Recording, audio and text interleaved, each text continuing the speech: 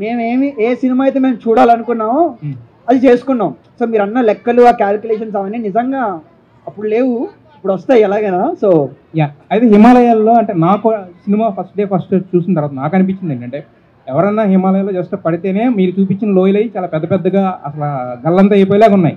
కానీ 2 సార్లు పడ్డారు. ఒకసారేమో వాళ్ళందరూ వచ్చి సేవ్ చేశారు, బాగానే ఉంది. రెండోసారి పడినప్పుడు ఏమో ఇంకా అసలు కనీసం చిన్న దెబ్బ కూడా తగ్గలేదు ఆయనకి అనేది కొంచెం మాకు అనిపించింది. సో దాని గురించి మీరేమంటారు? ఓకే, మీరు రేపు కథ పట్టుకుని నా ఇంటికి రండి ఏదన్నా, అర్థమైందా? నీ కథలు ఎంత లాజికుందో నేను చూస్తా. లాస్ట్ సో మీరు చనిపోయారు అనుకుంటున్నారా బతికారు అనుకుంటున్నారా? అయితే ఏది ఎండింగ్కి బతికారు కదా ఆల్రెడీ. I you sure? ఇంకా గామి 2 ఏమైనా ఉందా? లేదు కదా. నీకు అర్థం కాలే ఏది? అది అర్థమైంది, బతికే ఉన్నారు కదా. అర్థమైతే ఎందుకు అడుగుతారు? లాస్ట్ బతికే ఉన్నారు కదా. అది అర్థం అనుకురా మీరు? అది కాదు, వేరే. అది ఒక్కసారి అయితే యాక్చువల్గా కేర్ ఆఫ్ కంచర్ పాలెం కానీ కానీ 2 సినిమాలు కూడా ఇలాంటి ఒక జోల్ట్, అంటే ఒకే వ్యక్తి జర్నీని ఫేజులు కింద చూపించి లాస్ట్లో ఒకటని చెప్పి ఒక దీని మీదే రన్ అయింది ఇది కూడా. దానివల్ల మీరు అనుకున్న జోల్ట్ ఏదైతే ఉందో, అంటే విపరీతంగా పేలాల్సిన జోల్ట్, అది అంతకుముందు ఆల్రెడీ వచ్చింది కాబట్టి అది కొంచెం ఎక్కడన్నా డైల్యూట్ అయిందని అనిపించిందా మీకు? ఒకే మనిషి జీవితంలో పేజెస్ అనే కాన్సెప్ట్. అంటే మా జోల్ట్ అది కాదండి, మా హై యాక్చువల్లీ ఈ క్యారెక్టర్కి మనిషి స్పర్శ లేదు. ఆ స్పర్శ తగిలినప్పుడు రావాల్సిన జోల్ట్ నాకు ఇంపార్టెంట్, నాకు అదే వచ్చింది. మిగతాది దట్ ఇస్ ఆల్.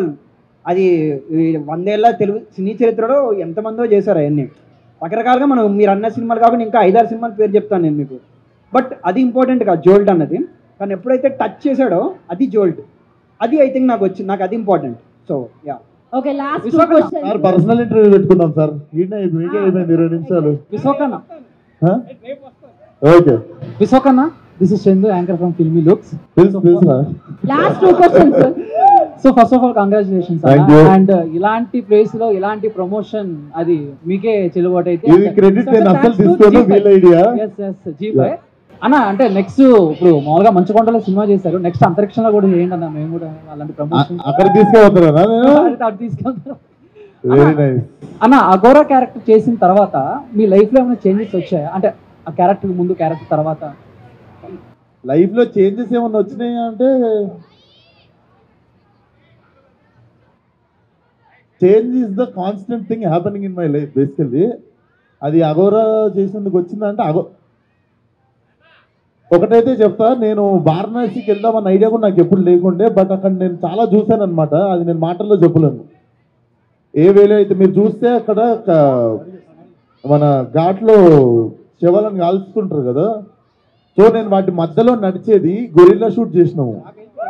సో దాంట్లో ఒక 20-30 మినిట్స్ అయినా అక్కడ నేను కూర్చొని ఉన్నా.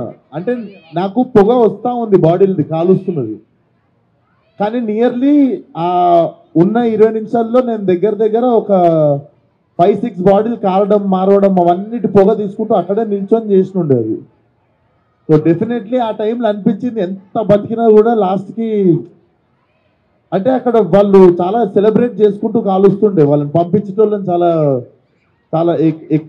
70-80 దాటి బతికితే వాళ్ళని చాలా గ్రాండ్గా పంపించాలని చెప్పి డాన్స్ చేస్తూ కాలుస్తుండే వాళ్ళని. సో డెఫినెట్లీ లైఫ్ చాలా చిన్నగా అనిపించింది. లాస్ట్ లో సరదా క్వశ్చన్ అన్న, ఇప్పుడు ఈ ఐస్ ఉంది కదన్నా, దీని డ్రింక్ లో కలుపుకుని తాగొచ్చు అన్న? డ్రింక్ లో కలుపుకుని తాగొచ్చు అన్న? ఇదా లైట్ మట్టి వస్తుంది ఉంచేయాలి అప్పుడు.